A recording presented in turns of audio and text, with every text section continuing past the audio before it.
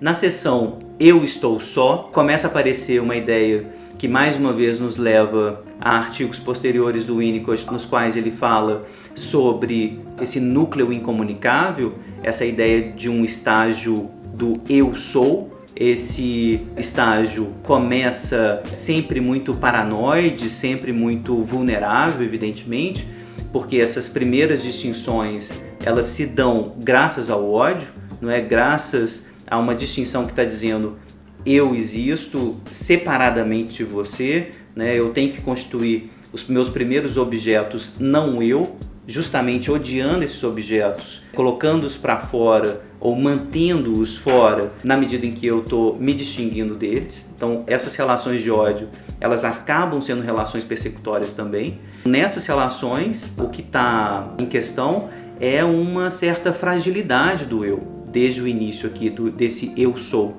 É preciso haver, diz o Winnicott, né, nessa seção, uma mãe, um ambiente que proteja essas primeiras etapas do eu sou. Isso precisa ser vivido de forma tranquila e protegida.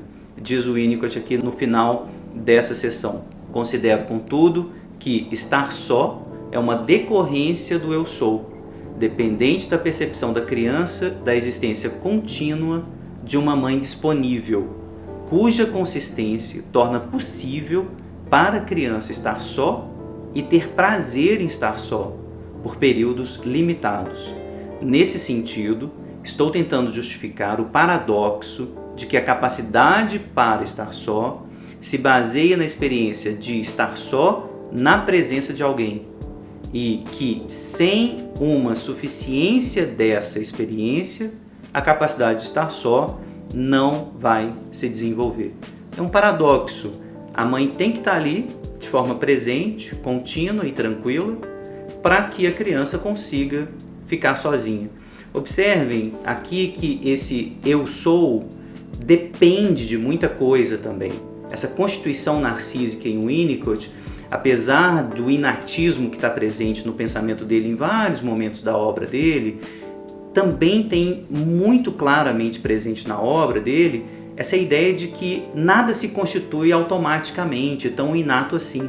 Precisa de um ambiente facilitador, precisa da presença de uma mãe preocupada para que esse eu sou se desenvolva efetivamente numa capacidade para ficar sozinho. Senão vira ansiedade persecutória, senão vira desamparo, senão vira culpa, vira uma série de coisas que também são decorrentes de experiências libidinais, são decorrentes de experiências ambientais com esses adultos que estão ali cuidando da criança. Na seção Relacionamento com o Ego, o Winnicott volta então ao que ele tinha apenas apontado, esboçado na seção Paradoxo, e ele vai falar de impulsos do id que só são significativos se contidos na vivência do ego. Ele vai dizer: o impulso do id ou perturba um ego fraco ou então fortifica um ego já forte. Pode-se dizer que a relação com o id fortifica o ego quando ocorre em um contexto de relação com o ego. Aceitando isso, a compreensão da importância da capacidade de ficar só se segue naturalmente. É somente quando só que a criança pode descobrir sua vida pessoal própria. A alternativa patológica é a vida falsa, fundamentada em reações a estímulos externos. Quando só, no sentido em que estou usando o termo, e somente quando só, a criança é capaz de fazer o equivalente ao que no adulto chamamos de relaxar. Então, o Winnicott também está apontando aqui as origens do falso self. Essa vida falsa, fundamentada em reações a estímulos, é uma vida falsa, ela não está relaxada, ela só está reagindo. É uma vida reativa, uma vida falsa que não relaxa com aquilo que acontece. É um paradoxo poder utilizar uma excitação do outro, uma excitação autoritária, para estar só. Essa ideia de um ego forte aqui que aparece tem a ver com essa capacidade de metabolização dessas excitações que a criança recebe ao longo da vida, principalmente ao longo do início da vida. Então, o Winnicott está tentando estabelecer uma distinção entre quais estímulos vão fazer com que essa criança apenas reaja e quais estímulos vão fazer com que essa criança se valha desses estímulos, utilize esses estímulos, mas que perca, por assim dizer, esse caráter persecutório, atacante desses estímulos. Queria fazer um parênteses aqui e ler o Winnicott com Laplanche. É possível que esses estímulos, essas excitações internas, sejam mais bem articuladas na medida em que a criança também receba material narcísico tradutivo para fazer com que esses estímulos se articulem melhor àquilo que a gente está chamando aqui de vivência do ego. Então, eu recebo material narcísico, mas eu recebo também esse material sexual excitante, que é sempre disruptivo, é sempre mortífero, é sempre violento. Mas eu estou recebendo um material narcísico que, se tiver consistência boa o suficiente, eu consigo traduzir, eu consigo metabolizar. É esse o ponto que o Winnicott está querendo apontar. Se eu não conseguir receber esse material, eu só reajo aos estímulos. E aí eu preciso criar isso que ele vai chamar depois de um falso self. Eu só reajo, eu não metabolizo de fato. Eu crio uma casca, por assim dizer, ou um tipo de eu falso que apenas reage, mas não se apropria, não se vale efetivamente do estímulo que eu recebi. É essa distinção clínica muito difícil de fazer. Quando que eu estou vivendo de forma falsa? E quando que eu estou vivendo efetivamente me apropriando daquilo que vem do id, daquilo que vem, por assim dizer, da minha raiz mais profunda? E quando que eu estou apenas reagindo àquilo que me acontece? Essa distinção clínica, né, que o Winnicott vai tentar desenhar ao longo da obra dele, tentando distinguir isso que ele vai chamar de uma vivência falsa, do falso self, daquilo que pode ser uma vida autêntica, baseada nisso que ele vai chamar também de gesto espontâneo. Quando que a vida ela é espontânea, ela é oriunda e ela nasce do meu gesto espontâneo, e quando que ela é apenas reação ao estímulo do outro. Então essa distinção que o Winnicott quer estabelecer e que é fundamental para a gente entender a capacidade para ficar só. Relaxamento, portanto, né, a capacidade de relaxar.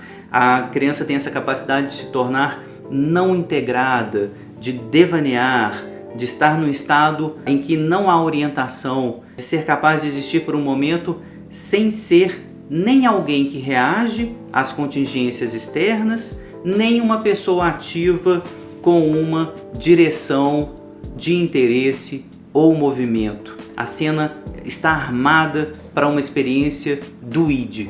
Olha só o tipo de descrição que o Winnicott está fazendo, né? Uma experiência de não integração no limite do eu, no limite da experiência desse sentimento de si mesmo. É quase um retorno a esse estado de não integração. Vamos fazer a distinção aqui fundamental para o Winnicott, né?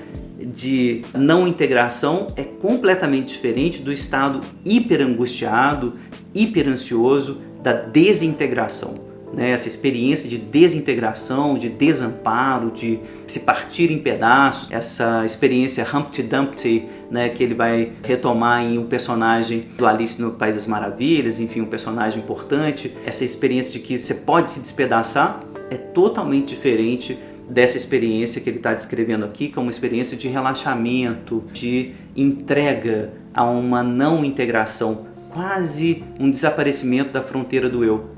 Mas só pode desaparecer essa fronteira do eu porque há uma garantia, há um holding, há alguém ali fora, uma mãe preocupada, que faz com que a criança possa se entregar totalmente a esse estado de não integração. É aos pouquinhos que essa mãe preocupada, esse holding, esse ambiente de contenção é introjetado, aos pouquinhos ele é introjetado, e é essa introjeção desse ambiente seguro que faz depois o sujeito ser capaz de ficar sozinho, tranquilo, num estado de relaxamento, sem a presença de alguém externo ou na presença de alguém externo, mas essa presença ela não é necessária para que ele se encontre nesse estado tranquilo e relaxado. O indivíduo, então, que desenvolveu a capacidade de ficar só, está constantemente capacitado a redescobrir o impulso pessoal. E o impulso pessoal não é desperdiçado, porque o estado de estar só é algo que implica sempre que alguém também está ali. Esse impulso pessoal é o que o Winnicott vai chamar muitas vezes de gesto espontâneo. Então, o gesto espontâneo é esse impulso que vem e que tem que ser reconhecido pelo outro. O outro, a mãe, ela teve que reconhecer esse gesto espontâneo, teve que acolher nem muito antes, nem muito depois que esse gesto apareceu, para que a criança se sinta efetivamente existindo. Quando isso acontece reiteradamente, repetidamente, é a partir disso, fundamentado nessa experiência do acolhimento do gesto espontâneo, do reconhecimento do impulso pessoal, que também, evidentemente, o sujeito vai conseguir ficar só na presença de alguém. Esse impulso, ele não vai ser sentido como um ataque interno, não vai ser sentido como uma perseguição interna, não vai ter que ser projetado e retornar como ataques persecutórios. Por quê? Porque ele foi reconhecido pelo outro, porque ele foi acolhido, porque houve introjeção de objetos bons que conseguiram integrar esses impulsos internos. O Winnicott está então concluindo essa sessão dizendo exatamente isso. A gente está falando de algo anterior à introjeção da mãe. A gente está falando da introjeção de um meio interno introjetado. Ou seja, é uma relação que é introjetada. O acolhimento do impulso pessoal, o acolhimento e o reconhecimento do gesto espontâneo. Na última sessão do artigo, então, clímax pertencente ao ego, o Winnicott vai usar uma expressão que ele mesmo reconhece que é estranha, orgasmo do ego, para dizer dessa experiência, assim, uma experiência de estar brincando de forma muito feliz, de forma muito prazerosa, que tem a ver com essa capacidade de estar só. Ele vai trabalhar com essa noção de sublimação que aparece no pensamento de Freud e vai dizer o seguinte: o conceito de sublimação é universalmente aceito e tem grande valor, mas seria uma pena omitir a referência à grande diferença que existe entre um brinquedo feliz de criança e o brinquedo de crianças que ficam compulsivamente excitadas e que podem ser vistas bem próximas de uma experiência instintiva, dessa experiência do id, então. Então o Winnicott está tentando fazer distinções aqui muito importantes na vida infantil, dessa criança que brinca de forma extremamente excitante, não consegue parar, não consegue nem brincar direito, de tão excitada que fica, e da criança que brinca tranquila, da criança que consegue efetivamente sublimar, que consegue fazer com que essa experiência seja mais integrada, por assim dizer. Há uma passagem engraçada no último parágrafo do texto, a criança está ali brincando, excitada com o brinquedo, e aí não há nada que traz um fim a esse brinquedo excitante, a não ser um tabefe que fornece um falso clímax, mas que é muito útil. Então, assim, o texto final da década de 50, enfim, era possível ainda falar disso, de bater na criança e tal, mas a gente sabe o que o Winnicott está dizendo, desse momento que a gente tem, nós pais devemos fazer parar essa excitação da criança, meio que conter isso. Esse tipo de contenção que ele está falando dessa experiência aqui do clímax, pertencente ao ego, é um tipo de contenção que eu acho que vai ter exatamente a ver com o que o Laplanche está dizendo desse contorno excitante também, narcisizante. Não só o Laplanche está falando, mas a Sylvia Bleichmann principalmente, Ela vai falar nos textos dela, tanto a Fundação do Inconsciente quanto nas Origens do Sujeito Psíquico. A Sylvia Bleichmann está apontando para esse papel de duplo comutador que a mãe vai ser. Por um lado, a mãe vai ser excitante, mas por outro, a mãe também vai ser essa contenção. Ela vai fornecer essa contenção que vai fazer a criança parar, que vai fazer a criança poder integrar, poder metabolizar essas excitações que o brincar vai trazer. O Winnicott está terminando o texto dele, é importante sinalizar isso, com a experiência orgástica do eu, a experiência sexual do eu. Então, esse texto, aliás, é um texto onde aparece muito a excitação sexual no pensamento do Winnicott, que de maneira geral é meio apagadinho, Aliás, é uma crítica que o Winnicott sempre recebe muito, O sexual não aparece, a excitação não aparece muito, mas aqui falando de uma capacidade fundamental do amadurecimento, o Winnicott está dando todas as letras, né? Está dando todo o beabá de como a capacidade de integração do sexual, da articulação com o sexual, da metabolização disso, é fundamental para essa capacidade de ficar só. O Winnicott ainda escreve um resumo no final do artigo, retomando o que ele apontou passo a passo no artigo como um todo, e eu queria então insistir também para concluir. O ambiente auxiliar, ele é introjetado, construído dentro da personalidade do indivíduo, de modo a surgir a capacidade de estar realmente sozinho. Mesmo assim, teoricamente, há sempre alguém presente. Vou comentar um pouquinho disso no final. Alguém que é, no final de contas, equivalente inconscientemente à mãe. Então, há sempre alguém presente e que, no final, do ponto de vista do inconsciente, é sempre a mãe. A pessoa que nos dias e semanas iniciais estava temporariamente identificada com seu lactente e, na ocasião, não estava interessada em mais nada que não fosse o seu cuidado. Então, o Winnicott termina esse texto insistindo nesse paradoxo. Para a psicanálise, talvez seja impossível estar sozinho de fato. A constituição subjetiva, ela se dá pela internalização do outro, pela introjeção do outro, mais especialmente pela introjeção dos objetos bons do outro, pelos objetos parciais bons que constituem essa primeiríssima relação com o outro. É possível a solidão efetiva, uma solidão que apague a alteridade, que retire a alteridade do campo psíquico? A partir do pensamento winnicottiano, me parece que não, né? Mesmo quando a gente vai conversar sobre essa solidão essencial, sobre esse núcleo incomunicável, que vai ser o verdadeiro self, outros tipos de abordagens que o Winnicott vai fazer, mesmo ali eu acho difícil deixar de lado esse texto do Winnicott, que ele está determinando de forma muito clara as origens identificatórias do eu, as origens identificatórias introjetivas, internalizantes daquilo que vai ser a capacidade que pode ser descrita como o eu sou. Esse eu sou, ele é oriundo de uma série de trocas dessas relações, primeiras diádicas, depois triádicas, para finalmente se constituir como uma relação pessoal consigo mesmo. E essa relação pessoal, ela é sempre uma relação de metabolização de algo interno, de uma excitação interna do id, como o Winnicott está apontando nesse texto, mas que tem suas origens, e nesse texto fica bem claro, tem suas origens na mãe, no objeto interno que vai ser internalizado.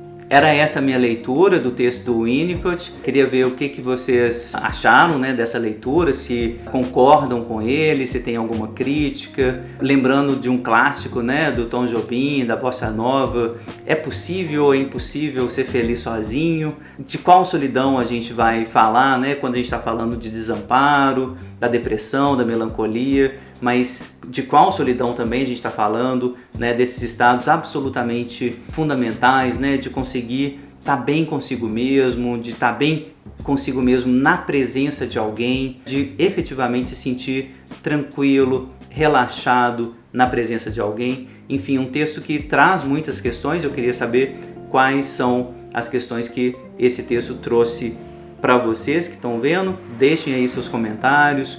Curtam se vocês gostaram do vídeo, compartilhem com quem se interessa com o tema. É um tema muito bonito, né? Tanto para a clínica quanto para uma filosofia da psicanálise, por assim dizer, né? Para a gente refletir, brincar junto sobre essa ideia winnicottiana. Então, muito obrigado pela companhia de vocês.